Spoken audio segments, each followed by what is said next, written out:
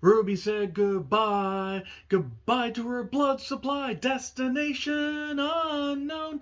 Ruby, Ruby, Ruby's blood flow, destination unknown. Ruby, Ruby, Ruby's blood flow. Well, that was uncomfortable, she bladed way too deep. And she left crimson marks in big old streaks. All over the floor mats, it got very eerie to watch. It wasn't the only time I saw that many blood splotches, destination unknown. Ruby, Ruby, Ruby's blood flow, destination unknown. Ruby, Ruby, Ruby's blood flow, Ruby, Ruby, Ruby's blood flow, Ruby, Ruby, Ruby, Ruby's blood flow, Ruby, Ruby, Ruby, Ruby's blood flow. Well, this wasn't the only time that I saw that blood flow like this film I saw online where it was an orgy and they hit that time of the month. Well, on that note, boy, overshot my voice there. I'm John Rickman with my review of AEW Rampage, taped after Dynamite in the LA Kia Forum, and there you go. My goodness.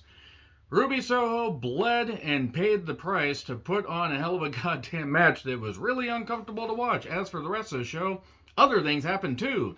I will say this much. They're trying to elevate Rampage as far as work rate and having moments happen. The problem is it still doesn't feel like destination television.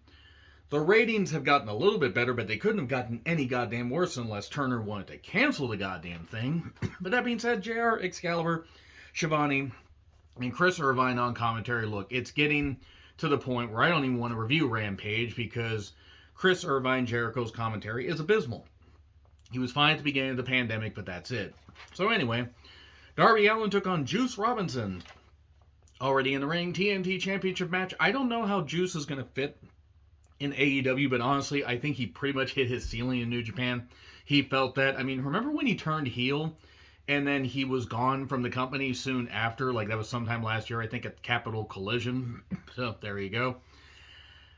It was well worked. I'm not going to fault it. Juice is a good worker. He's pretty much just a mid-card, upper mid-card guy in AEW as well. But at least he's going to be there with Toni Storm. They're happily married and good for them. So, Darby was on the ropes. Juice hit a lariat. And then we got a super scorpion death drop and a coffin drop. 1, 2, 3. And there you go. Not a bad match. Sting comes out to celebrate. It's Sting! Okay, that's really all I can say there. My voice is kind of shot. I'm a little bit under the weather. I apologize. So, the Book of Hobbs, he talks about breaking the wings of a phoenix and taking the ashes and making people choke on them or burning people with the ashes. He said a lot of things. Hobbs is a good promo, but I'm worried this whole Book of Hobbs thing is just going to... They're not going to give him enough of a chance to flesh it out because they're just giving him little bits to say. They really should have been doing this for the last 6 months to a year. You can't tell me that Hobbs wouldn't have been further along at this point.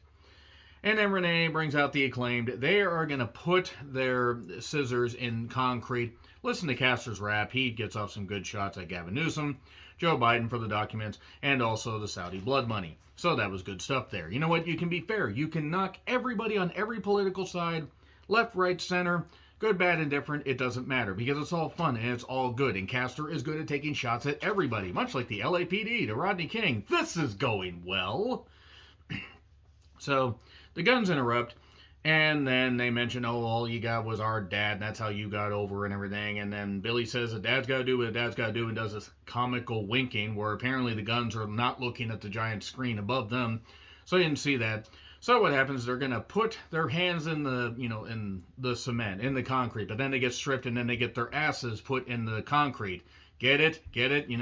Ass boys in the concrete. There you go. Okay, Swerve and his honkies and others. I don't know who the people were. I don't care. I like Swerve. I really like Swerve. He's a great heel. I don't understand what the hell they're doing here. Why do you need to put Swerve in a group? Seriously, why do you need to put Swerve in a group? He's fine on his own. But anyway, the House of Black entrance, Eddie gets a pop. Eddie and Ortiz kept teasing tension and everything because Eddie doesn't feel he can trust Ortiz because House of Black didn't beat him up. And it's the Kings of the Black Throne, it's Malachi Black and Brody King. And Buddy and Julia Hart run out later after Eddie won't tag Ortiz for a while, even though Ortiz is trying to prove himself. And Buddy brings a chair in, and the referee's distracted forever. Who's the referee? Rick Knox, the worst referee going today. I'm sorry, this guy sucks at his job. And, Buddy ends up getting chased away. And then Julia pretends like Eddie hit her with a chair, and Ortiz is like, what are you doing? Like, I wouldn't have hit a... It's like, no, I wouldn't have hit a girl. And then Ortiz ends up getting out of the way of a black mass kick. That knocks out Eddie. And then Ortiz hits... tries to hit a move, gets thrown out, basically takes the powder, and then cover 1, 2, 3. That was kind of a dumb finish, because I really don't like I understand what they're trying to do. I just don't think that this is the best way to do it, because, what's the whole point? Eddie's not going to have any friends that he feels he can trust, and he's going to have to go it alone. Put Ortiz in the House of Black. I don't think that works. I don't think this House of Black revival. I'm glad they're feeling better. They have a cool entrance. I got to see it live when they taped Dark Elevation after Dynamite went off the air when I was in Seattle. Thank you guys very much, by the way, for the feedback on that review, telling us that we were really, really goddamn loud. I don't know. And then we have this Paul Walter Hauser guy who's from a show called Blackbird. I was told that. I don't know what Blackbird is. The guy seemed like he wanted to be there. He said, always bypass Connecticut to get to Jacksonville. Get it? Because shots at everybody. But you know what? Every company's got to take shots, so there you go. And here's Danhausen. And now Team TNA. Jarrett, Lethal, Dutt, and the Giant Silva Jr. clone.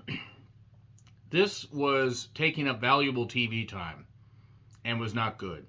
I will say that Hauser guy certainly took a guitar shot. Well, and of course, Jarrett still hasn't drawn a dime. The Best Friends and Orange Cassidy show up and not a moment too late.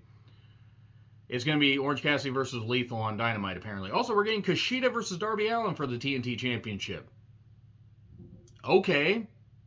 I'm not going to complain there. And then we get Anna Jay and Ty Conte. Boy, Anna's gear was certainly nice, wasn't it? Ty could just honestly go away at this point. She hasn't really meant anything. But Anna Jay, she has potential. Get her away from the Jericho Appreciation Society.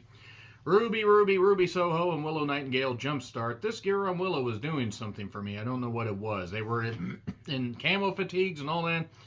And they jumpstarted. It's a street fight. And goodness me, Ruby bled a lot. My goodness, she bled a lot. This was uncomfortable. It was good, but it was uncomfortable. It was very uncomfortable.